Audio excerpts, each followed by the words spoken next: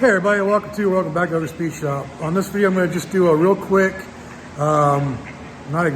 example of how I made the, what do you want to call it, the indentation on the back of for that new piece of panel, that new panel for the Firebird. So basically, I just made some dies, and we'll get into that. So stick around and you'll get to see what I did. So I think I have an idea to make a stamp that'll make this design on here.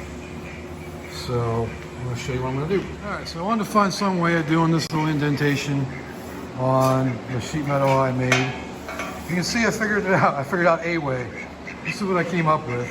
I just wadded a couple pieces together, made a little rounded die, and it worked, sort of. Did it work great? Not really. Can it clean up? Absolutely. I can hit it with a dolly and hammer and straighten it out and make it look a little better. But it got the general, design in there. And first I started out using it on there, but I just couldn't, with the flat back here, I couldn't get the room to get it in there. So I started using it on the table right here. Just hitting it with a hammer and, just trying to get it as close as possible. Probably the hardest thing is trying to figure out where this die is at underneath. And once I got like one groove, then it slid, and I could just kind of move it along with it. And it worked out all right. This is the first one I did, and being straight made it easy.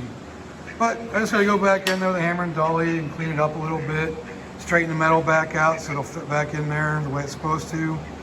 But yeah, overall, I'm pretty happy with it. It'll clean up. So that's what I ended up making, was these two little dies.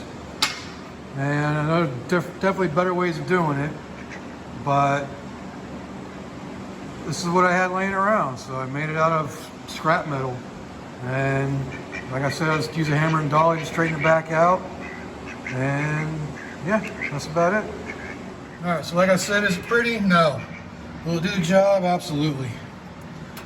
So like I said, I'm building a driver. I'm going to drive this car as much as I possibly can.